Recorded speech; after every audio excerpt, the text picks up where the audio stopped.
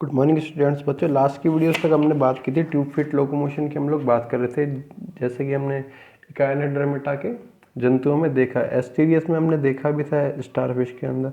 आज हम लोग बात करने वाले स्ट्रक्चर ऑफ ट्यूब फिट की। यदि ये जो स्ट्रक्चर हमने बनाई हुई है, यहाँ पे नालपाद स्ट्रक्चर बनाई हुई है, इसमें 3 संरचनाएं, एम्पुला, पोडियम और सकर। ठीक है ना, एम्पुला, पोडियम और सकर। नालपाद एक इसकी यदि बात की जाए तो इसकी स्ट्रक्चर की, इसकी संरचना की आज हम लोग बात करने वाले हैं। तो आज का हमारा टॉपिक है स्ट्रक्चर ऑफ ट्यूब फिट या नालपाद की संरचना।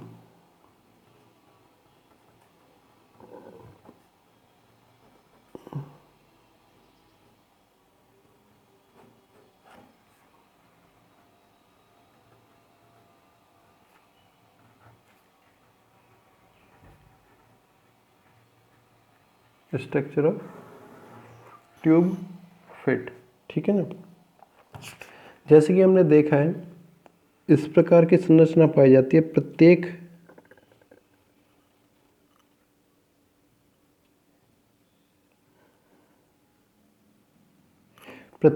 नालपाद की, ठीक है ना, जिसमें 3 भाग पाए जाते हैं। ऊपर की तरफ जो फूला हुआ भाग होता है, थैले के समान या बैग लाइक स्ट्रक्चर जो पाया जाता है, इसे हम लोग बोलते हैं एम्पुला।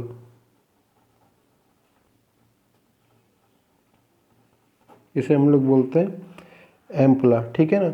जो ऊपर की तरफ से जो लेटरल कैनाल्स हैं, लेटरल कैनाल्स हमने यहाँ बनाई हैं, ये वाली जो कैनाल्स बनाई हुई हैं, लेटरल कैनाल्स जुड़ी हुई होती हैं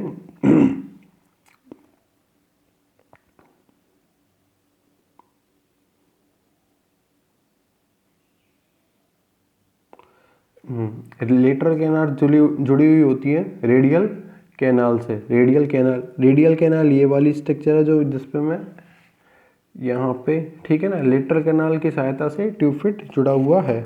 तो प्रत्येक ट्यूब फिट लेटरल कैनाल की सहायता से एम्पुला भाग से जुड़ा हुआ होता है। नीचे एक एम्पुला भाग से निकलता हुआ एक ट्यूब लाइक स्ट्रक्चर या नलिकाकार भाग पाया जाता है, नलिकाकार भाग पाया जाता है। इसे हम लोग बोलते हैं पोडियम।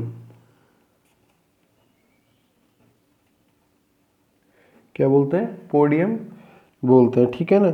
जो कि एम्ब्रुक्रल ग्रूव से निकलता है। और लास्ट पार्ट पाया जाता है सकर या चूषक। सकर या चूषक, ये चूषक वाला जो भाग है एक कप लाइक स्ट्रक्चर होती है, नीचे से इस प्रकार से कप लाइक स्ट्रक्चर के रूप में पाया जाता है, जो कि किसी भी सतह से इसे चिपकने में सहायता करता है, मदद उपलब्ध कराने का काम करता है। तो 3 स्ट्रक्चर से, एम्पुला, पोडियम और सकर से मिलकर बना हुआ होता है एक नालपाद या एक ट्यूब फिट, ठीक है ना। तो इसको इस प्रकार से लिख सकते हैं हम लोग, प्रत्येक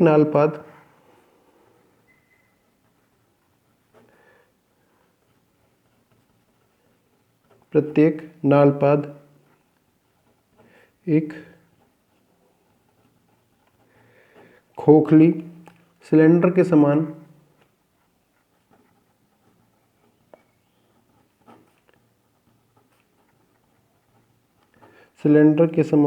संरचना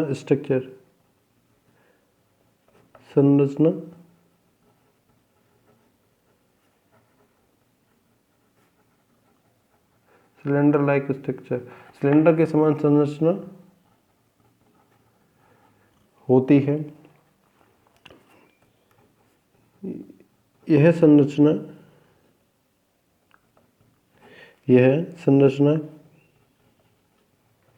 कोमल, लचीली व पतली भित्ति की, थिन वॉल भित्ति की बनी होती है। पतली भित्ति की बनी होती है। प्रत्येक नालपाद 3 भागों से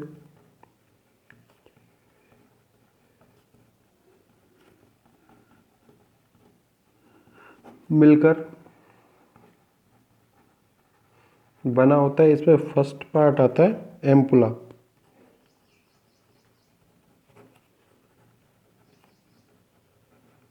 जो कि हमने बनाया हुआ है, एक बैग लाइक स्ट्रक्चर के रूप में पाया जाता है, एक बैग लाइक स्ट्रक्चर के रूप में पाया जाता है।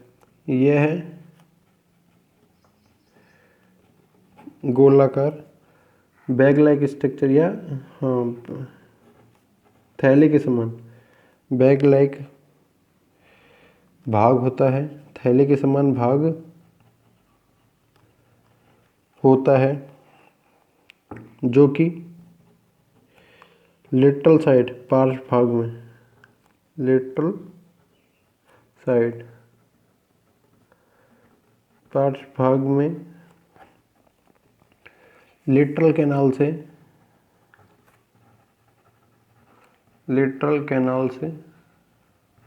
जुड़ा रहता है, जो कि पार्श्व भाग में किससे, लेटरल कैनाल से जुड़ा हुआ पाया जाता है। सेकंड नंबर पे आता है पोडियम।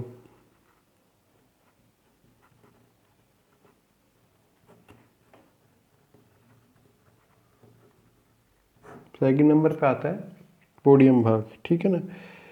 एम्पुला से निकला हुआ नलिकाकार भाग, एम्पुला से निकला हुआ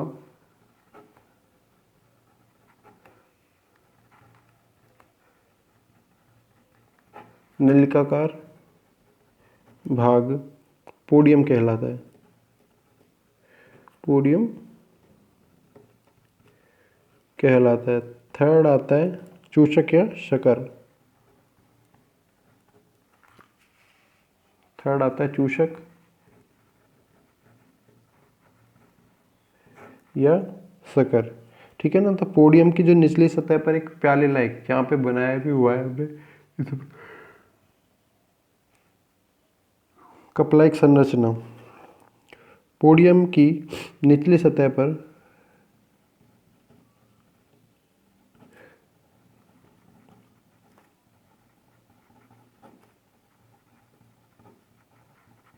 पोडियम की निचली सतह पर प्याले जैसा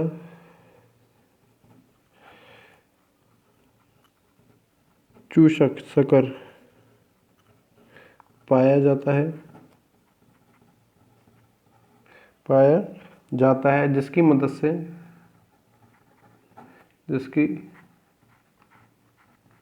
मदद से जंतु किसी सतह के आधार से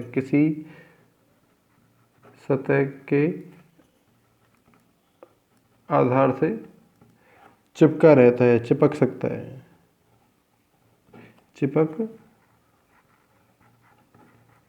है, ठीक है ना। किसी भी आधार से चिपका हुआ रह सकता है।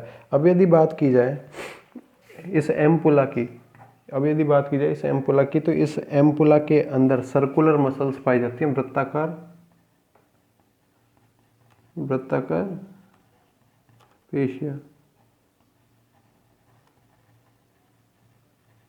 सर्कुलर मसल्स पाई जाती है। पोडियम की यदि बात की जाए, पोडियम के अंदर नॉन इलास्टिक होता है, मतलब इसमें किसी भी प्रकार का खिंचाव उत्पन्न नहीं हो सकता, नॉन इलास्टिक रिंग, ठीक है ना। मतलब इसमें इलास्टिसिटी प्रत्यास्थता का गुण नहीं पाया जाता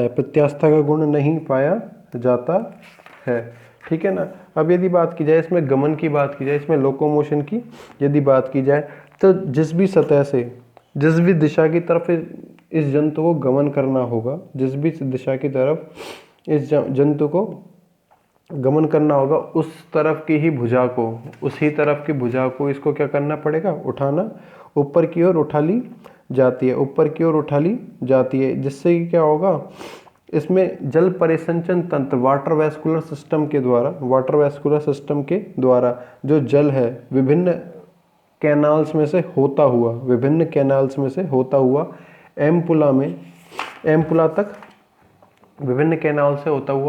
एम्पुला तक पहुंच जाएगा। और जो भी भुजा उठाई गई है वो भुजा का एम्पुला क्या होने लगेगा, यहाँ पे कांटेक्ट होने लगेगा, संकुचित होने लगेगा, संकुचित होने लगेगा, जिसके कारण जो इसकी जो लेटरल कैनाल्स हैं, जिसके कारण इसकी जो लेटरल कैनाल्स हैं, इसके जो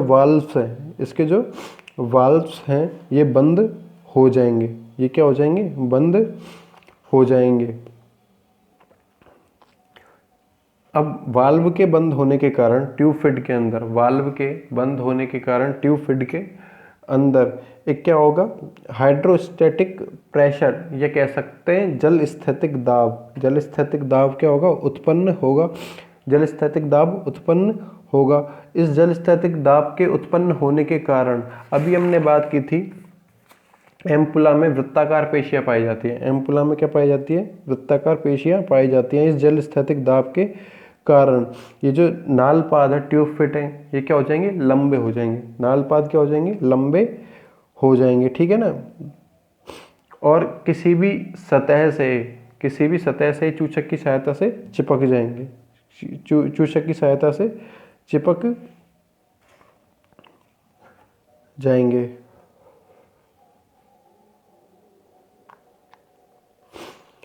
अब क्या होगा? जो ट्यूब फिट है जिस भी आधार भाग से चिपके हुए हैं उसी के एक्सिस पर, उसके सेंट्रल पार्ट कह सकते हैं या एक्सिस बोल सकते हैं, अक्ष बोल सकते हैं, अक्ष पर आगे की तरफ घूमेंगे। आगे की तरफ ये पूरा भाग, ट्यूब फिट वाला भाग घूमने लगेगा, जिससे कि क्या होगा? शरीर आगे की ओर पुश होगा, शरीर आगे की ओर धकेला जाएगा। अब इन ट्यूब फिट की जो लॉन्गिट्यूडनल मसल्स हैं, अनुदैर्ध्य पेशियां हैं, ये संकुचित होने लगेगी, कॉन्ट्रैक्ट होने लगेगी, जिससे कि जो जल भरा हुआ है ट्यूब फिट के अंदर वापस से कहाँ जाएगा? एम्पुला में चला जाएगा और ट्यूब फिट छोटे होने लग जाएंगे। और चूषक जो चिपके हुए थे किसी सतह से, ये क्या हो जाएंगे? बिल्कुल ढीले होकर इनकी पकड़ ढीली होती जाएगी और ये अपनी सतह को छोड़ देंगे और ये क्रिया क्या है? बार बार दोहराई जाएगी। दोबारा हम लोग बात कर सकते हैं। सबसे पहले हमने बात की जिस भी दिशा में इस जंतु को गमन करना है, उस दिशा वाली की तरफ जो भी भुजा पाई जाएगी, आर्म पाई जाएगी, क्योंकि इनमें 5 आर्म पाई जाती है, उस दिशा वाली आर्म को ऊपर की तरफ उठा लिया जाएगा। ऊपर उठाने के बाद में इसमें जो जल परिसंचन तंत्र के द्वारा, वाटर वेस्कुलर सिस्टम के द्वारा जल कहाँ तक पहुँच जाएगा? एम्पुला भाग तक पहुँच जाएगा। जिस भी भाग की भुजा उठाया गया वहाँ का एम्पुला क्या हो जाएगा? बहुत ज़्यादा संकुचित हो जाएगा, कॉन्ट्रैक्ट हो जाएगा, जिससे कि जिसकी लेटरल कैनाल्स है जो यहाँ से पाई जाती हैं, ये होती है लेटरल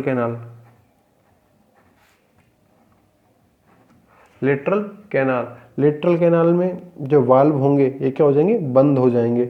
अब वाल्व के बंद होने के कारण जो भी जल है वो कहाँ जाएगा? ट्यूब फिट के अंदर ही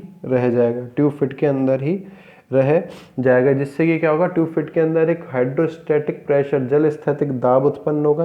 इस जल स्थैतिक दाब के उत्पन्न होने के कारण जो ट्यूब फिट है ये क्या हो जाएंगे? फैलकर लंबे हो जाएंगे। फैलकर लंबे होने के कारण ये जो चूषक है किसी भी सतह से आसानी से चिपक जाएंगे। चिपकने के कारण जो जिस भी सतह से चिपके हुए उसके